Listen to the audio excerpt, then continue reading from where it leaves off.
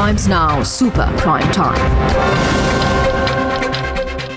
From Washington, we have Kush Arora, he's criminal defense attorney. From Delhi, we have the BJP spokesperson and advocate Nalin Kohli.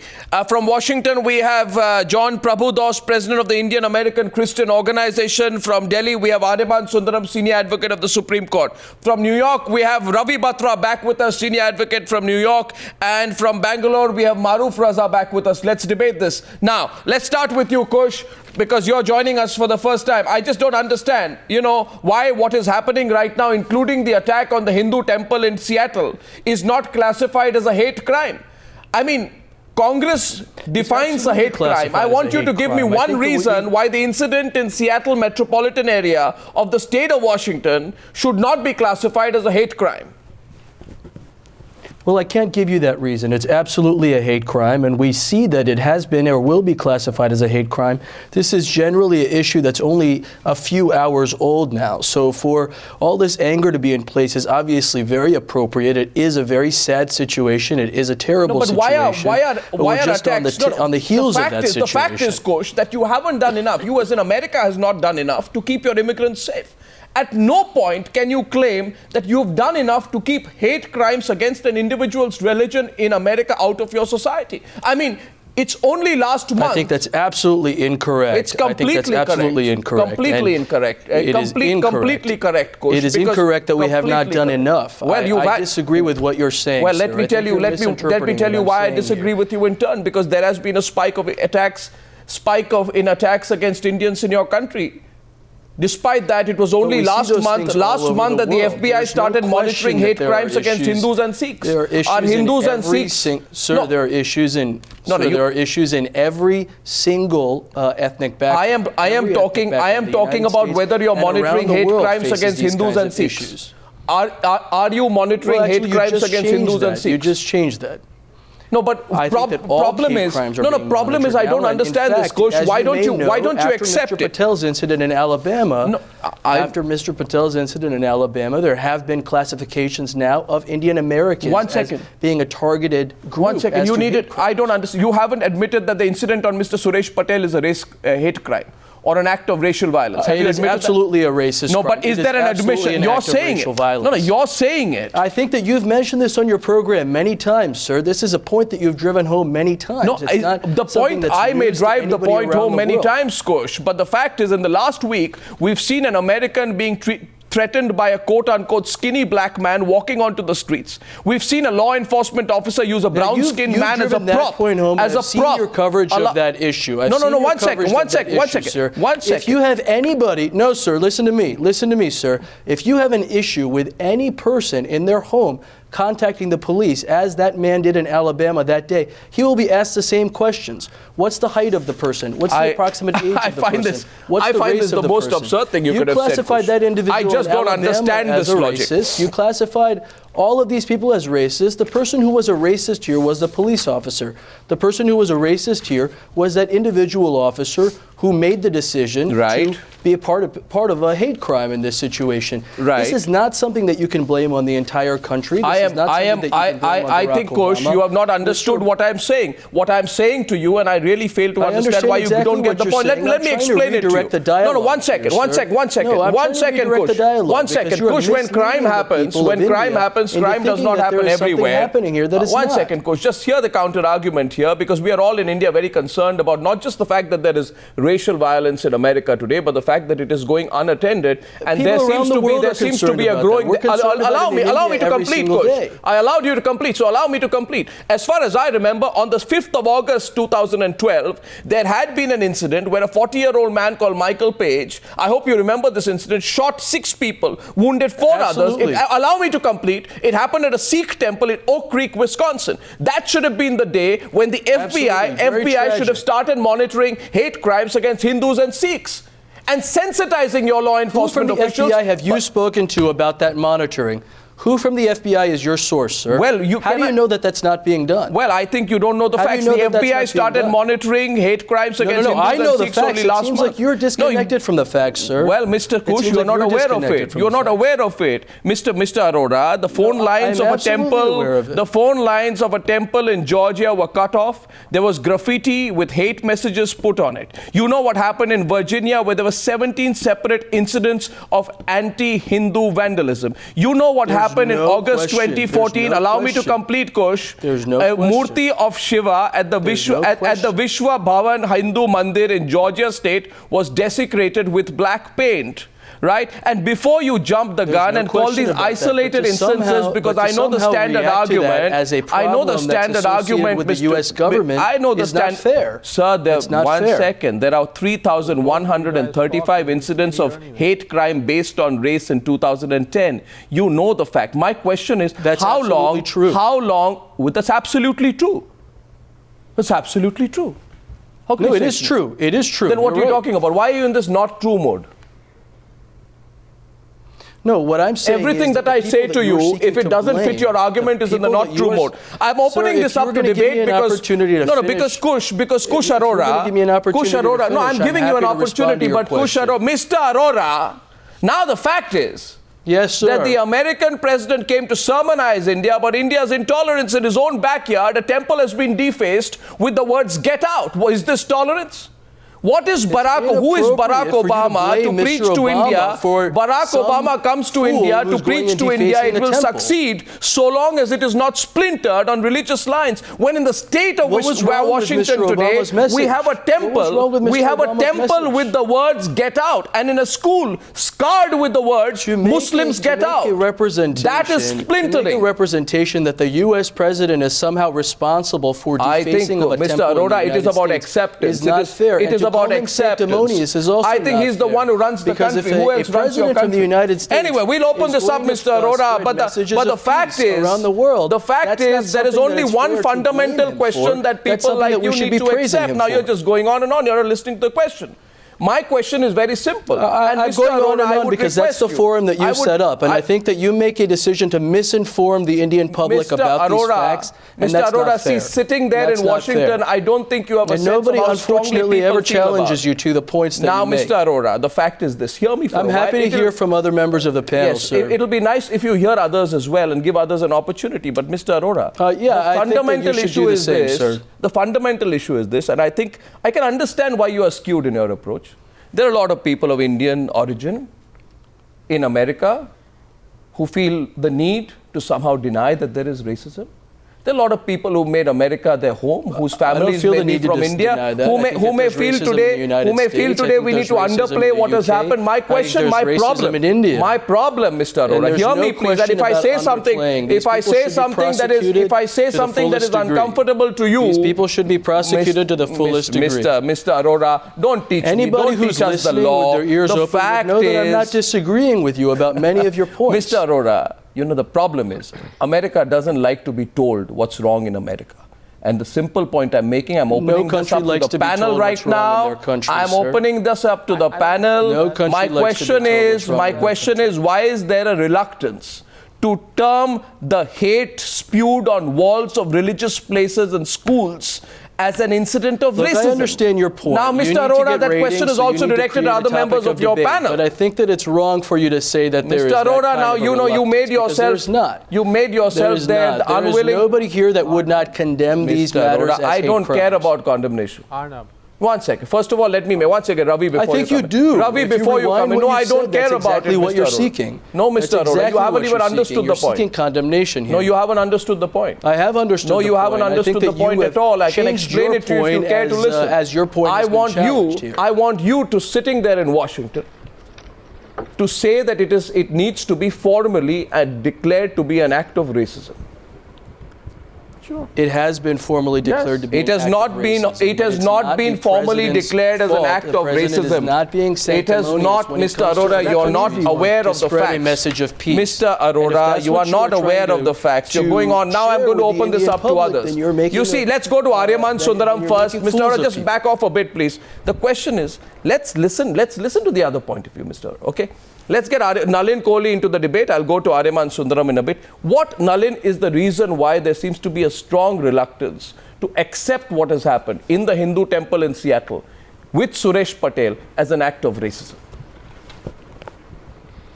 Well, I mean, the question of racism is quite open and it has to be answered. The problem is that because there have been two statements in terms of religious tolerance by President Obama when he was in India, and it was perceived as a message to the government of India, by the media at least, and then it was followed up with another comment in the United States itself. So when an incident happens back home, what we'd like to see is action. And you can't, excuse me, have two sets of looking at it. If Gandhi would have been appalled in India, Martin Luther King would be appalled there. Absolutely. So I mean, from that perspective, it is clearly something that raises concern. They are both serious incidents. Now the second part is that, as you were pointing out, there's a lot of... Just let me finish, sir. Just let me finish, sir. Just let me finish, sir. So I'm only pointing out, I'm not blaming, I'm not holding the President of the United States responsible for it. I'm merely pointing out that when comments are made about religious intolerance, they would apply even more stringently to those who make the comments. And when the United States has laws for countries and also looks at, absolutely, so therefore we need to see action, we need to see the guilty punished, we need to see something coming out of it, otherwise these questions will be asked. Yes, and the question... And there will be also there's a more fundamental question. I'm going across to Ravi Batra now. Ravi, you know, first of all, I'd request our participants from Washington and New York to stop being so much on the defensive on this issue. The facts are uncomfortable, but they must be said. No, Mr. Batra. Mr. Batra, let me, for example... There's nothing about for example, Mr. Batra, allow me, Mr. Arora, to put a couple of facts here straight. The fact is, what we now realize, Mr. Batra, you were talking about how you admit it's a terrible incident, but what makes this not terrible but abominable, and I think it's a case of abominable racism, is that there is a law enforcement official in your country who uses a brown-skinned man as a prop for displaying a stunt in front of his other officer, and the bystanding officer almost as if he was an audience to a show.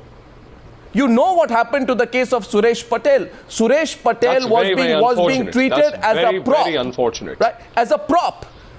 Someone was teaching someone else how to tackle people in certain situations. So it is the kind of tackle that happens on a sports field. But it so happens the person you were doing it with, Mr. Batra, not you, the person, the law enforcement official, the policeman was doing it with happens to be a human being. And he happens to be an Indian citizen. You're using him as a prop for displaying some kind of police stunt. I don't understand why this is not admitted as racism. Why not, sir, Mr. Batra? Where is the problem? Arnab. Yes, where is the problem? Obviously, Arnab, well, there is a problem, and the problem is that Madison Police Department it has a policy and practice of violating federal civil rights of its citizens that it's sworn to serve and protect. But to select only Eric Parker as the fall guy is to take advantage of the nearly incompetent lawsuit that's been filed on behalf of Suresh Patel. I am embarrassed with the lawsuit that's been filed. It doesn't do justice, and it cannot get justice, because just like a recipe, if you want a recipe for chicken curry, don't expect lamb curry to come out of the pot. I want acceptance. Okay? I want acceptance. I want acceptance. What do I want? Now let me put senior Supreme Court Advocate Aryama Sundaram versus you, Mr. That's Batra. what you want. I know that you're a good lawyer, but let's get another perspective from New Delhi. My point is acceptance. Somebody uses an Indian as a prop to display a police stunt. One second. Condemnable does not work. Second, somebody spray paints. 1 second. Somebody spray paints "Get Out" on one of the largest temples in America, and the lawmakers in America, Aryama Sundaram, stay silent about our synagogues. Stay silent about You know our synagogues get swastikas all the time. Mr. Goswami, let's not forget, Suresh Patel is in a serious condition. It could have been permanent paralysis. No, my point is a man is there in paralysis. A community is being threatened. Aryama Sundaram, yes, please. Yeah. In fact, Arnab, the point is this. We see racism, we see actions of racism, religious intolerance, all this all over the world. But what is really worrying about what happens in the United States of America is that often there is a flavor of officialdom to this racism, because we find that unlike many other countries where such acts of racism and intolerance is practiced by an individual citizen against another citizen, is by an individual against an individual, in the United States we have found too many actions of racism by persons, of officers of the government, yes, of police enforcement officers, of people like this. And that makes me ask the question, we don't find that so much in other countries. In the United States we have found it being done against people because of their color of their skin, because of their religious persuasion. The reason you don't find that all over the world is because the United States is the most culturally diverse place in the world. What worries me are two things. Let me just state it, please. Allow me to finish. There are two things which concern me. Number one, why is it that to a large extent this is done by officials in the United States like policemen and others? Second, what is the reaction, public perceived reaction of the government to this? Do they react to this, noticing that our own officers, the government servants, are doing this kind of thing, and we have to take this even more seriously? This is what really concerns me. Exactly. My concern is about the downplaying of it. And I'd like to place on record one second. Now, the Snohomish County Sheriff's Department investigates this incident as malicious harassment. Defacing the walls of a Hindu temple, saying "get out" is an act of racist violence. I want to simply know why this is being downplayed. A, the acts being carried out by the law enforcement officials, downplayed by the politicians. Absolutely not being downplayed. Yes, what gives you that impression? Yes, Ravi Batra. What gives you that impression? You may have a different impression. This is the impression I have on the basis of the facts that are available to me. Two things. Yes, please, Ravi Batra.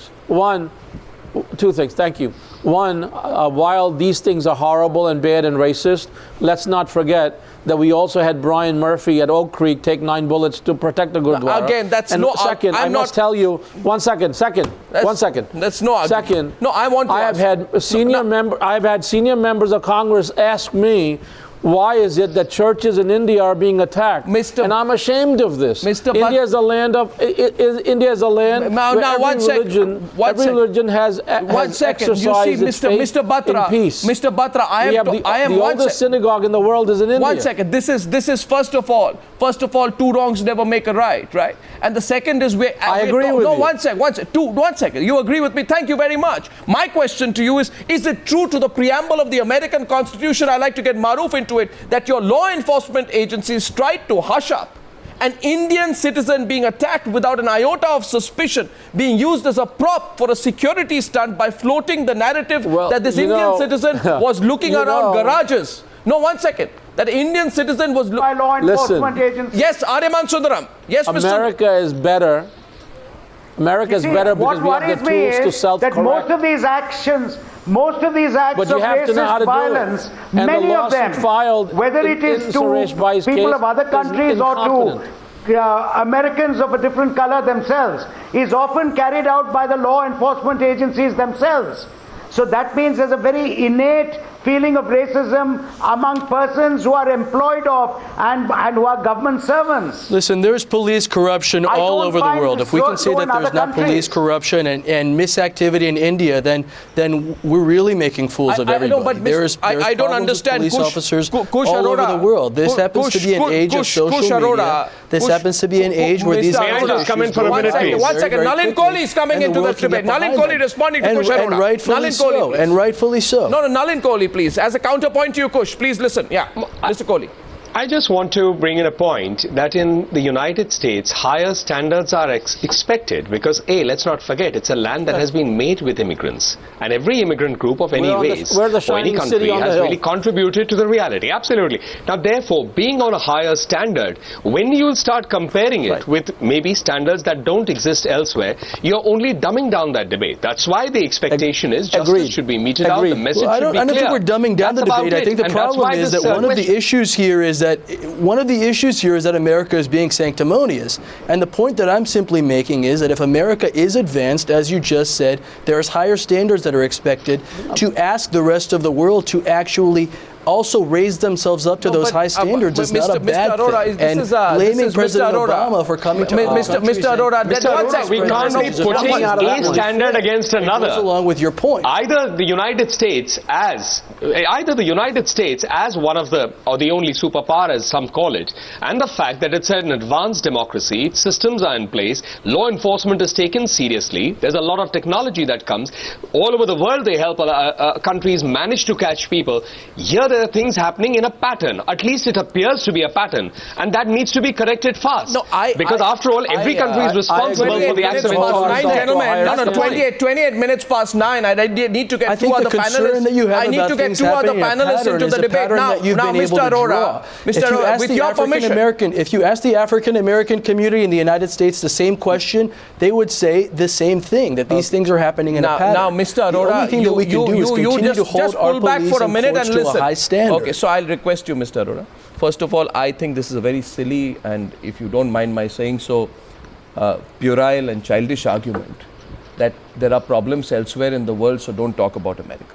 What I have seen recently about what is that's not at all what I'm saying. Arora, let me to spin it like that is unnecessary and unfortunate. Well, I'm telling it's unfortunate, but I recognize you have a job to do here, I'm telling you, Mr. Arora, spin this in the direction that would be the best for your show, what is happening in America is unfortunate. Now, please, let me tell you, don't doubt and don't talk about Indian journalism. You know nothing about it. My question is, we have seen a law enforcement officer use an Indian citizen as his prop, right, to show off to his superior. A. B. And I request you, Mr. Arora. No question about that. You're absolutely right. I talk about the facts. I talk about the facts, and I want you to listen for once.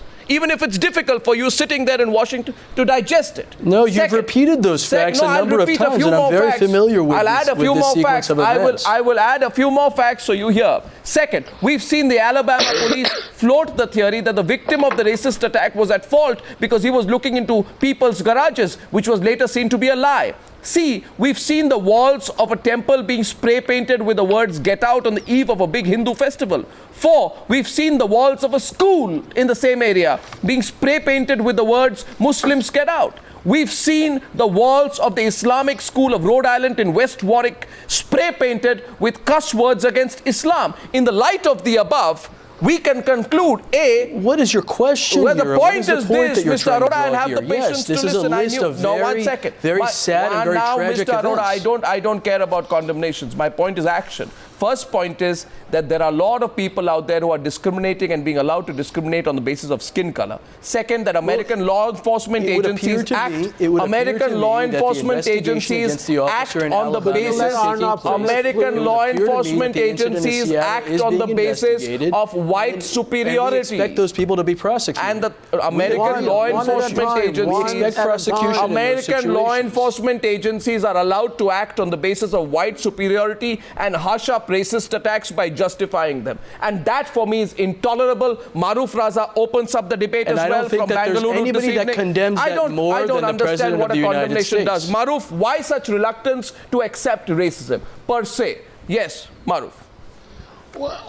Arnab, I've patiently heard, especially the two defendants of the American point of view for the last 30 minutes, and in many ways they're defending the indefensible, because primarily what has come, if you look at it objectively, America, particularly in the aftermath of 9/11, has become, sir, please hear me out. America in the aftermath of 9/11 has become a rather paranoid society. And the state apparatus in America has encouraged that paranoia because, apart from various other reasons, it gives them greater financial and legal clout to expand their brief. And let me tell you, let me give you 3 other incidents, Arnab, other than the list you've quoted. There was the recent issue between the policeman and the professor, which finally had to be resolved by the President of the United States over a breakfast and a coffee meeting, because the professor was harassed by a white policeman yes, okay, there's one. There's the other issue that I want to bring out, that in the aftermath of 9/11, a number of Sikhs, immigrants, received harassment because they had beards and turbans and they looked like, apparently, to the jinx, to their jinx, And to the narrow-minded Americans, they looked like Bin Laden. So they thought they were some kind of Al-Qaeda followers.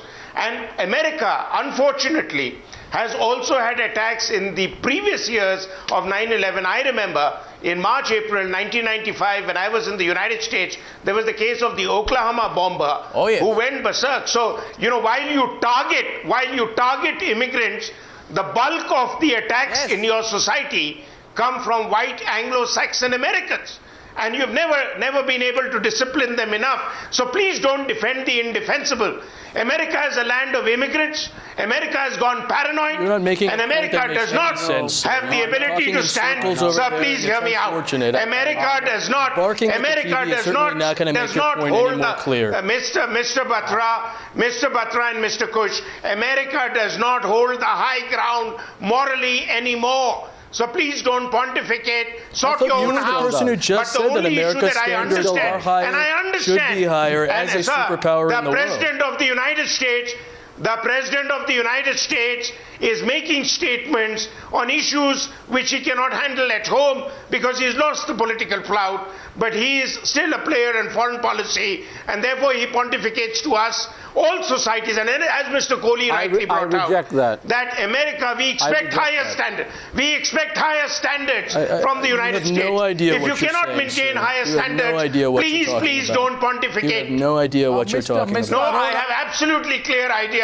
Please don't defend the indefensible because you are pontificating when your house is not in order. That's a very nice tagline that you have here, but it's not an indefensible issue. It's not an indefensible issue. I applaud your motives, you have the President of the United States one second. Mr. Batra and Mr. Arora don't speak together one at a time. To try and have peaceful societies is absolutely not his act of being sanctimonious in any kind of way. I'll tell you what is... Asking for a world to be operating in a more peaceful way does not mean that he's saying that all of the issues that we have at home are resolved. They're not. There are certainly issues here in our own society. But that doesn't mean that asking other countries to also try and hold themselves to a higher standard is a bad thing. You are very loyal to the United States of America. Congratulations for that. But the fact is, all I'm saying is that I would like to remind you of, and Mr. Batra, of what President Obama promised.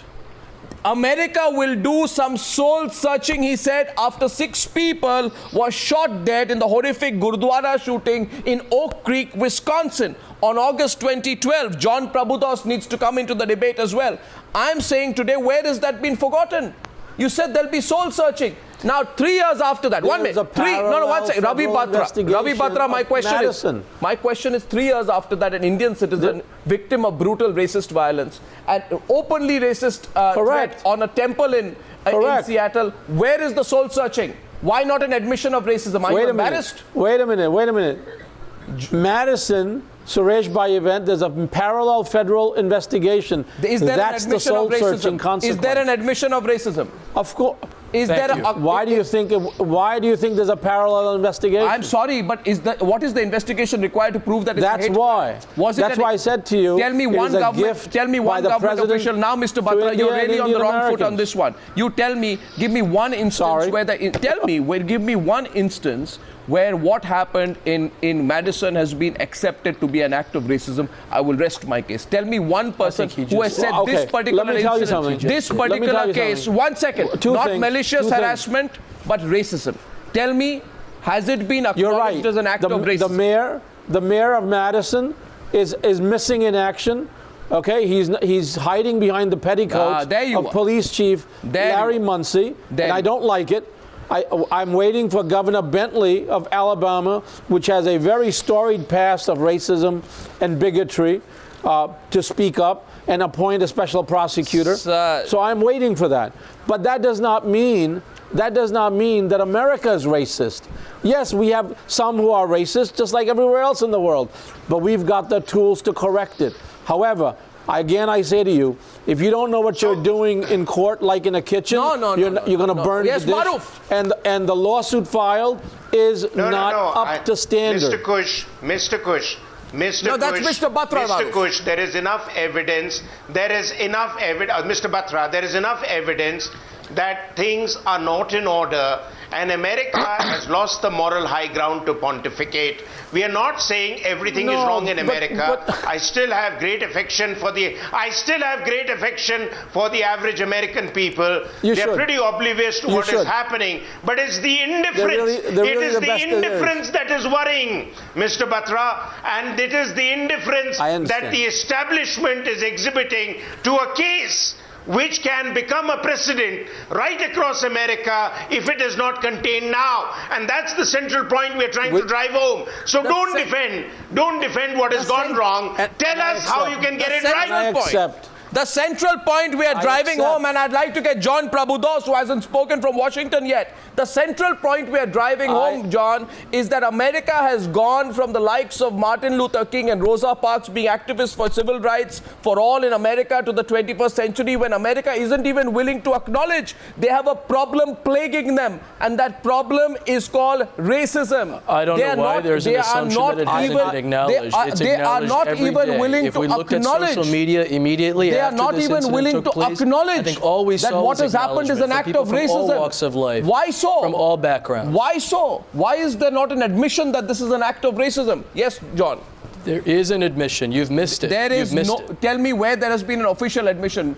Show me one official admission. All over the place. Show me one official admission. There's not a single American that I've spoken to that has in some way not condemned you are not aware of the facts. The fact is, this has all been classified as malicious violence, etc. These are not facts that suit your TV program, and for that reason you choose to ignore them. Arora, you should be aware of the facts. I'm sorry to have to tell you this. A Congress has defined a hate crime as a criminal offense against a person or property motivated where there is a bias against race, religion, disability, ethnic origin or sexual orientation. In this case, race, religion and ethnic origin. One second, Mr. Arora, listen to me. Let Arnab finish. Three of the five characteristics of what is a hate crime as per a criminal offense defined by the US Congress fall under the category of the incidents in Seattle and in Madison. Why is there not then an acknowledgement? I mean, if you have a law passed and acknowledged by the US Congress, when you know that race, religion and ethnic origin are three factors, both in Seattle and in Madison, which are applicable, why are you not willing to apply it? I don't understand why you're not willing to apply it. Arnab.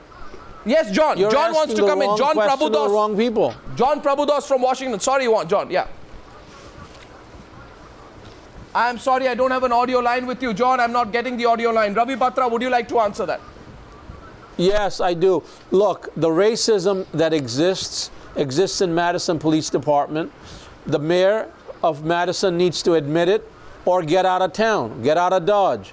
The governor of Alabama, who has a very sorry history of that state with the horrible racism that existed in Alabama, he's got a job to do, and he hasn't done it yet. Meeting the Indian Consul General doesn't do it, okay? The police chief meeting the Indian Consul General doesn't do it. That's not the answer. The answer is people have to be held accountable when they have a policy and practice of racism. A mere act of racism is like a scratch on the skin. Sir, this is... Policy and practice is like metastasized cancer. No, I don't think... I'm sorry. You have to separate the two. Ravi, what is the point? We are on a larger point here today. And it's not just about you Indians, want America to be as good as its ideal. I agree with you. No, my point is, what is the point of Lady Liberty standing tall in New York in a show of America's liberty to the world? What is the point of Lady Liberty standing tall in New York as proof of America's liberty to the world, when the fact is that there are Indians and people of Indian origin and people in your country are not free, Nalin. And that's the point, not free to practice the religion of their choice without bearing the brunt of hate and racism and ridicule. Nalin Kohli, we are on a broader point here. I don't know why we're not getting across 2 points. Participants from New York and Washington. I want to add to that, Mr. Goswami. Mr. Goswami, I want to add to it. What you see, the point here is there is no, whether it's the case of Suresh Patel or whether it's the Mandir issue, in either case there's no provocation from the people who have suffered it.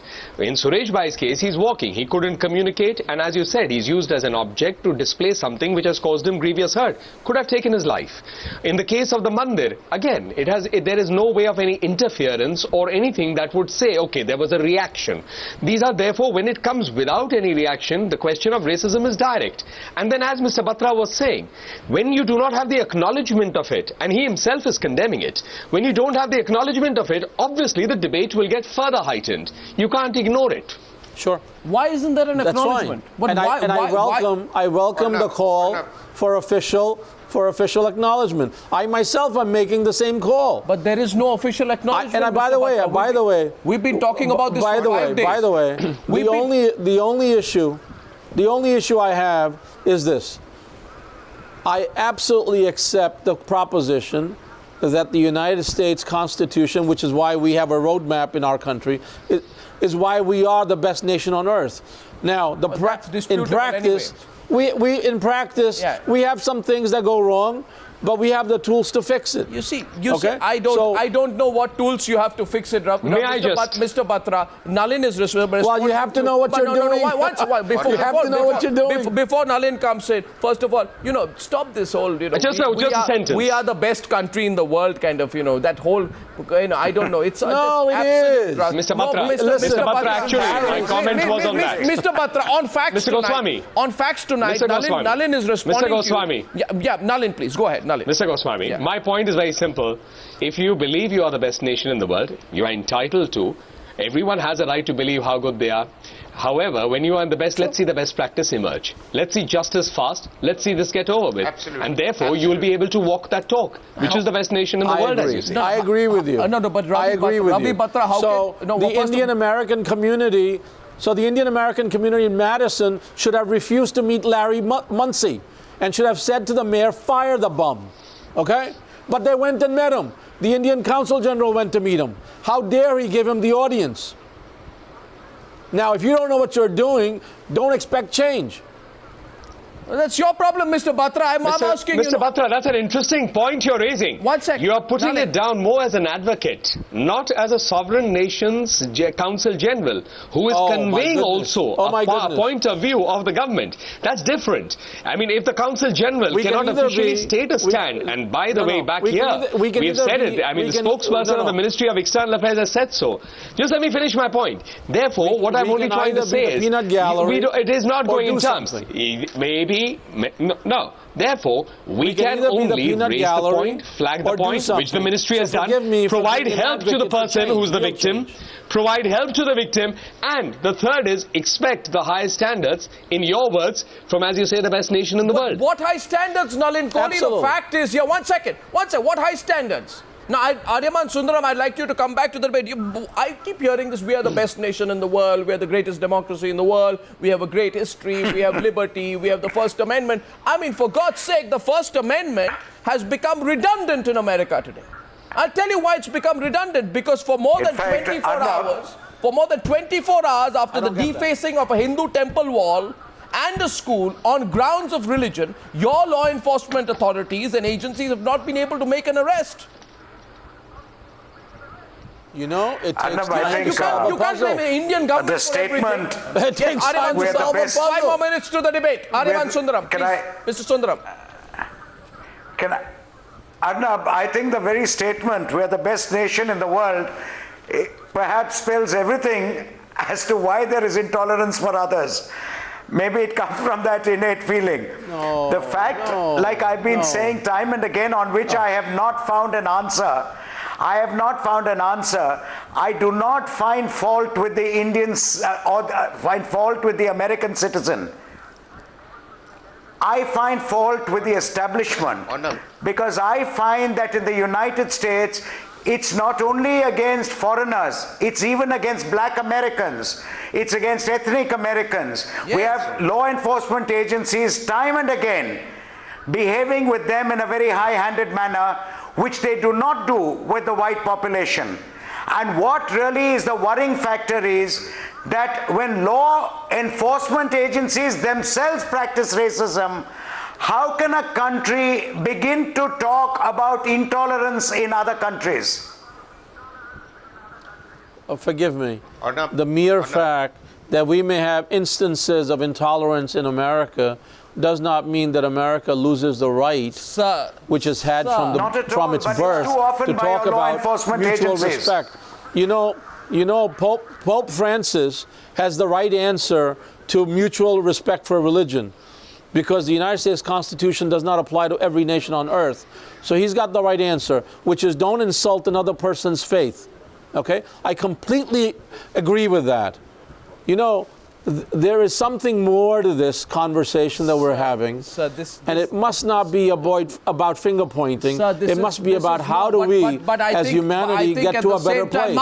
Maroof's coming into the debate. At the same time, we must acknowledge that these incidents reinforce the fact that no matter how high a regard Barack Obama has for Martin Luther King and his ideals, you look at the statistics of what his two-term tenure has done, you know, you'd see the kind of incidents. I have the figures with me of FBI incidents of hate crime, you know, anti-black, anti-American Indian, anti-Alaskan, anti-Asian, anti-multiple races, anti-Jewish, anti-Islamic, anti-other religions, anti-multiple religions. That's a very big deal. Anti-Hindu, anti-Sikh.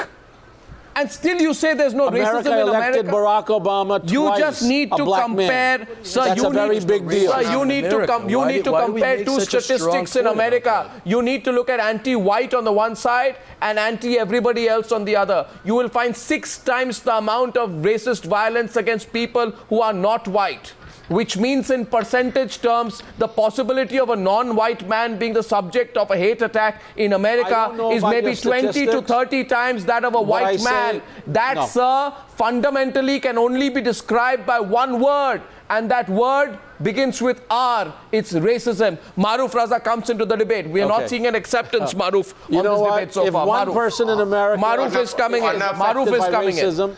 It's one too many. Maroof is coming into the debate. Mr. Batra, please. I think Arnab's really reinforced his point about statistics, but let's look at it with a little cool head. One is your repeated assertion, which has been dismissed by everybody else from the Indian side of the panel, that you're the best country in the world. Let me remind you what I said to you last week, that when Gandhiji was asked, what do you think of Western civilization? Gandhiji said, it will be a good idea. I think you need to go back to the drawing board to some extent. One. Point two, what I wish to re-emphasize again and again, that one of the reasons for downfall of societies and civilizations is when you begin to take yourself too seriously. You should become a little more introspective, and you should seriously correct, because it's these statistics which really, if you look at it dispassionately, conveys a trend that America is a society that borders on paranoia. America's security apparatus, hear me out, sir, I didn't interfere when you were speaking. America's police and security apparatus does have knee-jerk reacting when it does deal with non-white population in America, and very often they've gone over the top. This has also led to a certain amount of rioting in your society. So I think everything that you hold dear as an immigrant who has become successful in America, believe me, unfortunately, it might unravel in front of you if you do not suggest corrective measures. We are not saying we are perfect. We are not saying we are the best. But I think it is really a matter of concern to us that when Indians who go and make themselves peacefully successful in the United States are not going to be able to feel freedom, let me remind you, freedom is about your ability to walk the streets without being beaten up. And if you can't have that, then there is something that you need to do soul searching about. I agree with that. And the I accept your comment as a gift, and I will tell you that we in America need to be as good as our ideals, and we have work to do. I think that's a good starting point. But Nalin Kohli, finally, everyone's asking, why is the government not putting enough pressure? We're supposed to have a special relationship with America, right? We're supposed to have a special relationship with America. Where's the special relationship now? Arnab, the Indian American community should have been smart enough not to give Larry Muncie an audience. No, 1 second. The Indian Consul General I'm asking my government, I am asking the representative of the BJP whether our government is doing enough to exert the diplomatic pressure in this case. Americans understand pressure, Nalin Kohli. I am sure they are. Americans understand pressure. I'm sure they are. Are we doing the tough talk with the Americans on this? All over India, people are talking about it. Nalin Kohli. Well, I can't specifically say what exactly is being spoken because I'm not in the government or that department, but what is clear is that Mr. Akrabuddin, as the spokesperson, spoke on it 24 hours, within 24 hours, within minutes actually. You had the Consul General go down there. You've seen the message of the Prime Minister today.